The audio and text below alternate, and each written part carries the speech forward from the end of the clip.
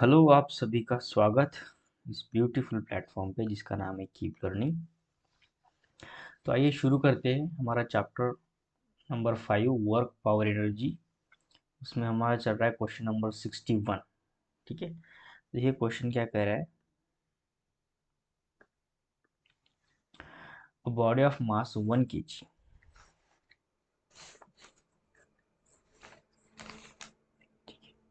Body of mass 1 kg, इसका mass given है, moves under the action of a time dependent force. Force की value given है 2Ti plus 3T square J Newton, where I and J are unit vectors along x and y axis. What power will be developed by the force at the time t? ठीक है, power हमें find करना है। देखो, सबसे पहले power का formula होता है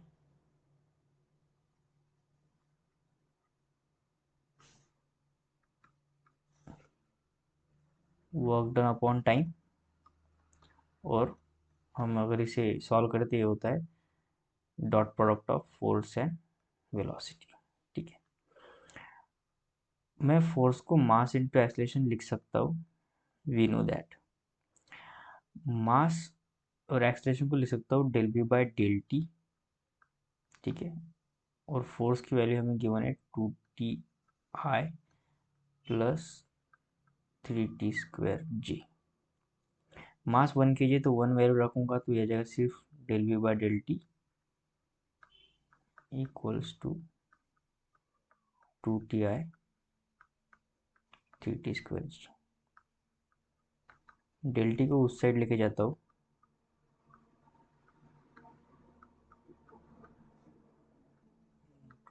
डेल टी। यहाँ पे अगर मैं इंटीग्रेशन लगाऊँ दोनों साइड, तो यह जाएगा v equals to 2T square by 2 integration के बाद, तो यह जाएगा 3T क्यूब बाय 3J। तो यहाँ से वेलोसिटी आती है हमारी टी स्क्वायर आई प्लस टी क्यूब जे। और हमें फाइंड करना है पावर, तो पावर का फार्मूला होता है फोर्स डॉट प्रोडक्ट v, और फोर्स हमें गिवन है 2Ti plus 3T square J dot, और v अभी हमने निकाला है। ठीक है, यह है टी स्क्वायर आई प्लस टी क्यूब जे। इसे अगर सॉल्व करूँगा, आई से आई का प्रोडक्ट होगा तो आ जाएगा 2T क्यूब, और जे का जे के साथ तो आ जाएगा 3T⁵ तो आएगा पावर, उसका यूनिट होगा वैट। ठीक है, सो ऐसे देखो कौन सा ऑप्शन मैच कर रहा है, तो ऑप्शन डी जो है वो मैच कर रहा है, तो यार इसका आंसर होगा ऑप्शन डी। नेक्स्ट क्वेश्चन क्या कर रहा है? Particle of mass m is driven by a mechanic machine that delivers a constant power k watts। ठीक है, पावर हमें गिवन है k। if the particle start from the rest, the force on the particle at time t। ठीक है,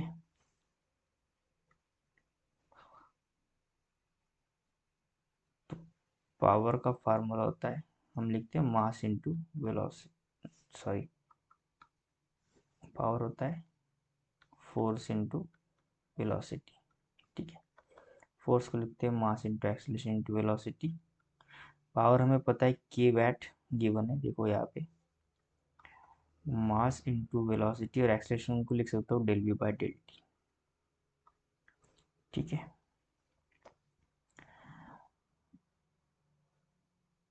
मैं m को इस side भेज देता हूँ, k by m is equal to v del v by del t, और इस डेल टी को भी एक साइड भेज देता हूँ, तो ये आ जाएगा v del v equals to k by m del t. अब मैं यहाँ पे इंटीग्रेशन लगाता हूँ, और देखो हमें क्या पता है कि if the particle start from a rest, rest से पार्टिकल शुरू है, यानी जीरो से लेके v तक इसकी लिमिट होगी। ठीक है, और टाइम भी सेम होगा 0 से लेके t तक। तो यह आ जाएगा v² / 2 इक्वल्स टू KT/m। और फर्दर सॉल्व करने के बाद ये आ जाएगा v = √2 KT/m। अगर मैं इसे फर्दर डेरिवेट करता हूँ, ठीक है, डिफ्रेंशिएट करता हूँ विद रिस्पेक्ट टाइम, तो मुझे एक्सलेशन मिलेगा जो कि इसे डिफ्रेंशिएट करने के बाद मिलेगा। तो ये आ जाएगा, देखिए 2k और m तो कॉमन ही मतलब कांस्टेंट है, और डिफ्रेंशिएशन होगा with respect to time t⁻1/2, ठीक है ना, पावर मैंने रूट को किया गया 1/2। तो यहाँ से एक्सलेशन की वैल्यू हमें गिवन होती है 2k/m 1/2 t⁻⁻1/2, ठीक है। तो अगर मैं इसे अच्छी से लिख लूँ तो ये हो जाएगा k/2m t⁻⁻1/2, ठीक है। अब एक्सप्रेशन हमें गिवन है, हमें फाइंड करना है partition force on the particle at time t, ठीक है। फोर्स फाइंड करना है, तो फोर्स होगा मास इनटू एक्सलरेशन, और एक्सलरेशन हमें गिवन है, अभी हमने निकाला, इसे मैं 1 देता हूँ, और मास इनटू अब एक्सलरेशन की वैल्यू हम इसमें पुट करेंगे k/2m t⁻⁻1/2। इसे सॉल्व करने के बाद ये आ जाएगा mk/2 t⁻⁻1/2। से यहाँ से देखो कौन सा ऑप्शन सही हो रहा है, ऑप्शन डी जो है मुझे सही लग रहा है, k/m/2 t⁻⁻1/2, ठीक है। नेक्स्ट क्वेश्चन देखते क्या कह रहा है। A heart of a man pumps 5 liters of blood through the arteries per minute at the pressure of 150 mm of mercury. If the density of the mercury be 13.6 into 10 to the power 3 kilogram per meter cube and the g is 10 meter per second square, then the power of the heart in watt is, ठीक है। Heart pump कर रहा है 5 litres of blood पर minute में, क्या करता है, पंप करता है, उसका प्रेशर गिवन है हमें, और हमें डेंसिटी ऑफ मर्क्यूरी भी गिवन है, और हमें पावर निकलना है हार्ट का इन वैट की यूनिट में। तो देखिए सबसे पहले पावर जो होता है ना, ये जो क्वेश्चन है ये थोड़ा सा मैकेनिकल प्रॉपर्टीज ऑफ फ्लूइड जो चैप्टर है उससे रिलेटेड है, और थोड़ा वर्क एनर्जी पावर मतलब मर्ज क्वेश्चन है, ऐसे कह सकते हैं आप। तो पावर जो होता है ना वो होता है प्रेशर, ठीक है। इस पीको में प्रेशर को डिनोट करता हूँ, ठीक है। प्रेशर इनटू होता है वॉल्यूम अपॉन टाइम, ठीक है ना, ये जो है ना ये फार्मूला है, ठीक है। तो सबसे पहले में फार्मूला होता है वर्क इनटू टाइम, और इसी से ये बनता है, ये होता है प्रेशर, ठीक है, इनटू वॉल्यूम अपॉन टाइम, ठीक है। ये प्रेशर ये पावर है, ठीक है। और हमें गिवन है, देखो क्या क्या गिवन है, हमें गिवन है pressure at 150 mm of mercury, मतलब 150 mm के हाइट गिवन है, उस हाइट पे मर्क्यूरी का जो प्रेशर होगा ना वो प्रेशर हमें गिवन है। तो यहाँ से मैं प्रेशर निकाल लूँगा सबसे पहले। प्रेशर का फार्मूला होता है ρgh, और हमें जो हाइट है यानी प्रेशर के डिटेल्स दिए हैं 150 mm ऑफ Hg यानी मर्क्यूरी, ठीक है, मर्क्यूरी। तो अगर मैं इसे mm को कन्वर्ट करूँ मीटर मीटर में, तो सबसे पहले देखो रो गिवन है 30.6 इंटू 10⁻³ इंटू जी 10, और हाइट 150 इंटू 10⁻³ जो मीटर में हो जाएगी, ठीक है। इसे मैं सर्कल से कट जाएगा यहाँ से, ये आ जाएगा 163, ये पॉइंट कट जाएगा इस 10 से, ठीक है ना, ये पॉइंट, तो ये आ जाएगा इंटू 150, ठीक है, प्रेशर। और वॉल्यूम जो गिवन है ना 5 लीटर्स, तो 5 लीटर क्या है, वॉल्यूम गिवन है। इसे अगर मैं कन्वर्ट करता हूँ तो ये हो जाएगा 5 × 10⁻³ मीटर क्यूब, जो कि वॉल्यूम में आ जाएगा। अब हम पावर का फार्मूला यूज़ करेंगे, = pressure into volume upon T. तो प्रेशर अभी हमने निकाला 136 × 150, वॉल्यूम 5 × 10⁻³ और टाइम हमें गिवन है, पर मिनट की बात हो रही है तो मिनट को मैं सेकंड में ले लूँगा, ये होगा 60। ठीक है, तो वैसे 0 से 0 कट जाएगा, 3 2 ज़ा 3 5 ज़ा 50,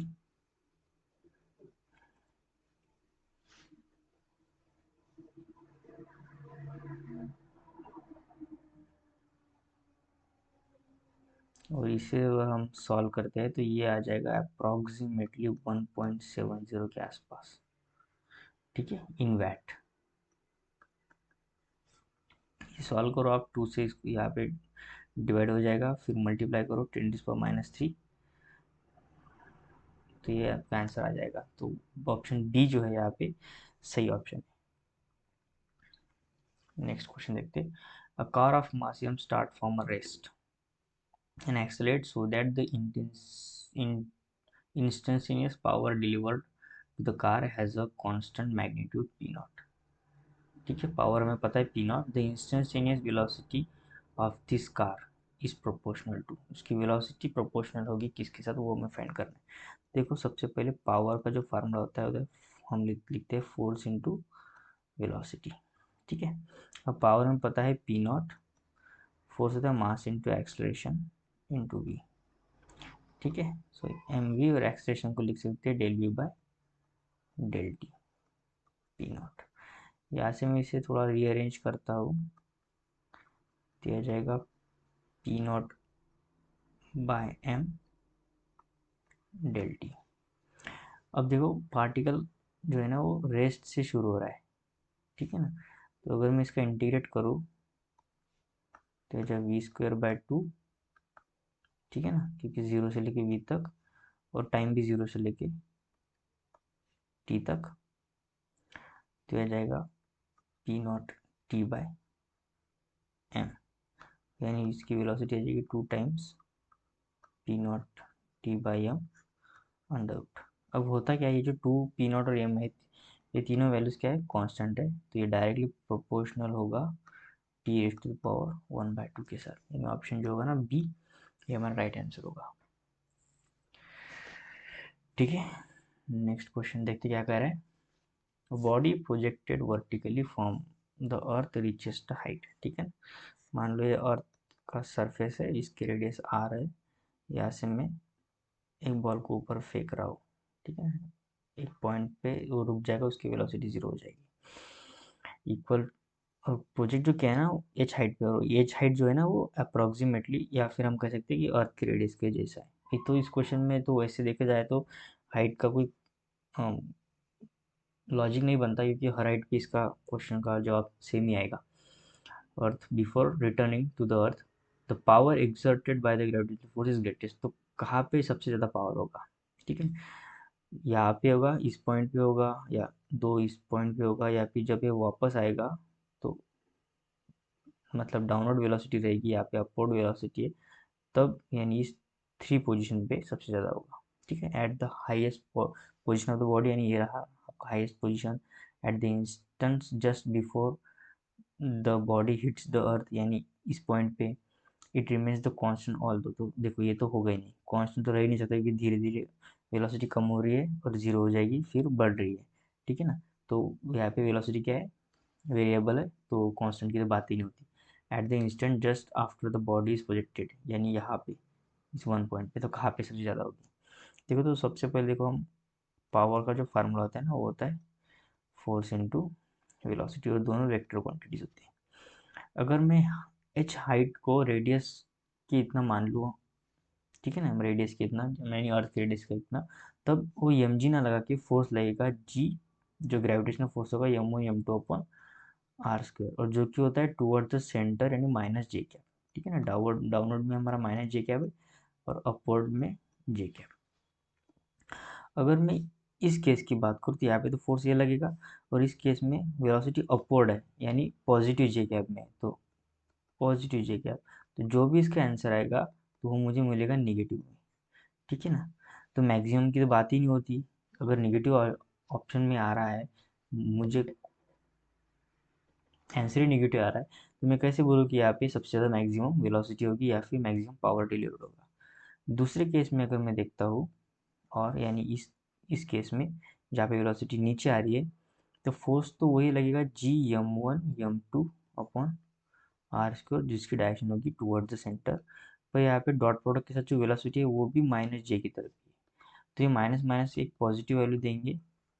और तो हम इस लॉजिक के साथ यहाँ पे कह सकते हैं कि यहाँ पे सबसे ज़्यादा पावर डिलीवर्ड होगा इस पॉइंट पे, यानी at the instant just before the body hits the earth. Option B जो होगा वो राइट आंसर होगा, ठीक है। नेक्स्ट देखो, ये भी सिमिलर क्वेश्चन है।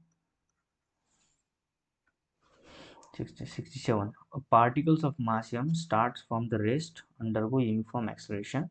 If the speed acquired in time t is v, the power delivered to the particle is।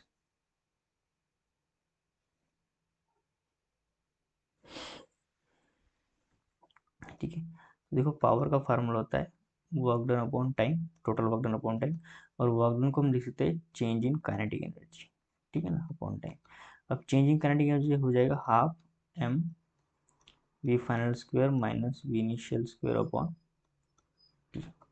अब क्या करें हमें, particles of mass m start from rest, rest से शुरू हो रहा है तो जो इनिशियल वेलोसिटी होगी उसकी जीरो होगी, यानी ये जो पोर्शन है जीरो होगा, तो बचा सिर्फ हाफ एम वी फाइनल होगा वी और टी, तो ये हमारा सही जवाब होगा half M v square by t. So half M v square by t option जो डी है वो मुझे राइट लग रहा है, ठीक है। 67 ऑप्शन डी। नेक्स्ट क्वेश्चन देखते क्या करें। An engine pump water continuously through the horns. Water leaves the horns with the velocity v, and m is the mass per unit length of the water jet. What is the rate at which kinetic energy is imparted to water? ठीक है, तो मान लो एक pump है और यहाँ से water क्या कर रहा है, फ्लो कर रहा है। उस वाटर फ्लो की वेलोसिटी v गिवन है हमें, और जो हर सेकंड में मास निकल रहा है यानी m, जो इसकी वैल्यू है मास पर यूनिट, ठीक है ना। ये जो कैपिटल एम यानी स्मॉल एम है, मास पर यूनिट लेंथ को बता रहा है, और ये होता है complete mass divide by length, ठीक है। So what is the rate of kinetic energy का रेट पूछा है हमें, ठीक है। Energy is imparted to water, ठीक है। देखो सबसे पहले देखो काइनेटिक एनर्जी हम लिखते हैं हाफ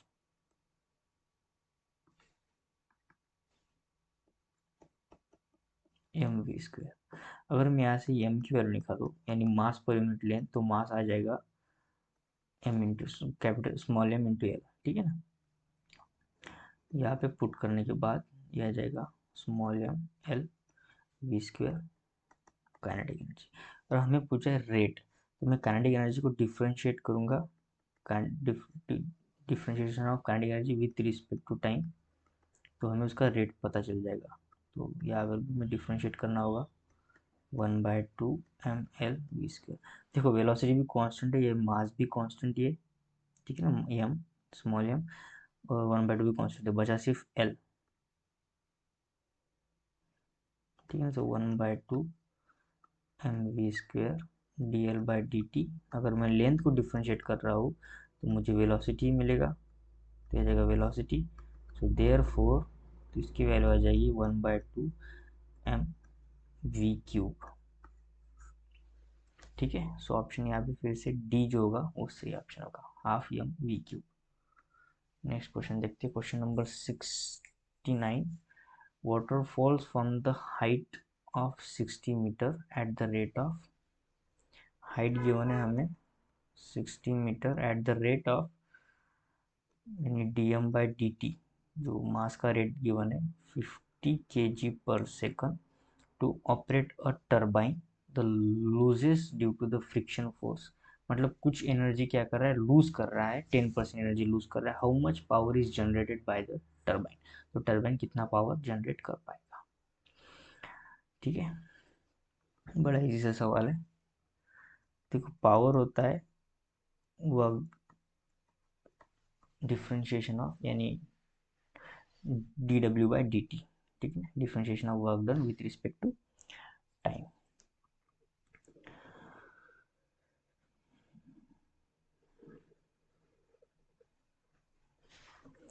और यहाँ पे देखो फिर वर्क डन आ जाएगा फोर्स इंटू डिस्प्लेसमेंट, यानी डिस्टेंस, फोर्स इंटू डिस्टेंस, और फोर्स को लिखते हैं हम mass into acceleration into distance. तो एक्सेलरेशन तो जी है, क्योंकि ऊपर से देखो एक हाइट से वाटर फ्लो हो रहा है नीचे की तरफ, उसकी हाइट है 60 मीटर, तो जी तो ग्रेविटेशनली होगा। ठीक है ना, एक्सेलरेशन ड्यू टू ग्रेविटी होगा जी, तो जी भी कांस्टेंट है, एस भी हमें गिवन है हाइट। ठीक है ना, तो बचा सिर्फ d M by D t. यहाँ पे सभी वैल्यूज हमें फाइंड है, तो जी की वैल्यू हो जाएगी 10, एस हमें गिवन है 60 मीटर से गिर रहा है, और d M by D t है 50। ठीक है, तो इसे अगर सॉल्व करता हूँ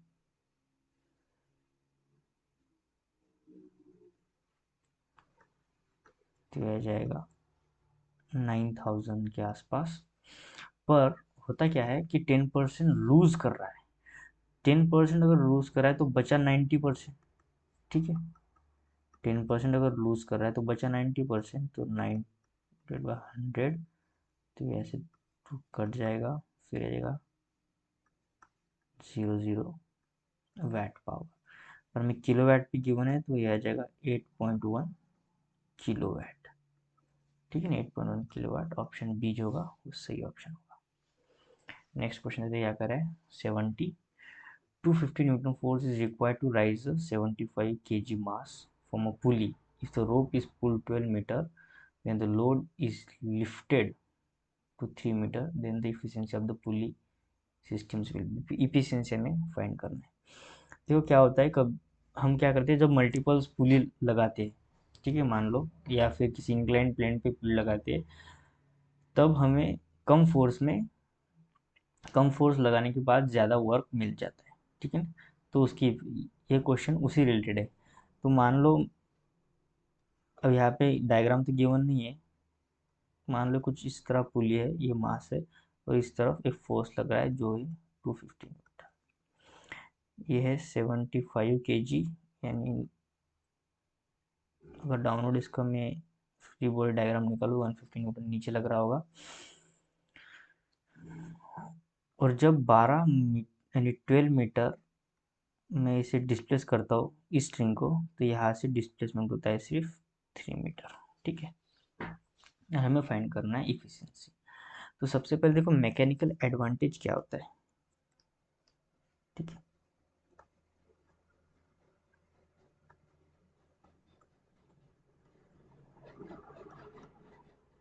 मैकेनिकल एडवांटेज होता है लोड, लोड अपॉन एफर्ट्स। ठीक है, तो लोड देखो यहाँ पे कितना है 750, और एफर्ट हम लगा रहे हैं 250 न्यूटन, सो कट जाएगा, ये जाएगा 3 यानी 3। फिर आता है डिस्टेंस ट्रेवल्ड रेशियो। ठीक है, डिस्टेंस ट्रेवल्ड रेशियो, कितना डिस्टेंस ट्रेवल रेशियो किया है, तो लोड ने कितना डिस्टेंस ट्रेवल किया और एफर्ट्स कितने डिस्टेंस पे हम लगा रहे हैं। ठीक है ना, so effort distance upon load distance, तो एफर्ट डिस्टेंस जो होता है वो आएगा 12 मीटर, और लोड डिस्टेंस जो कवर कर रहा है वो होता है 3, तो आ जाएगा 3 4 12 तो 4। और यहाँ से अगर मैं इफिशियंसी की बात करूँ, ठीक है ना,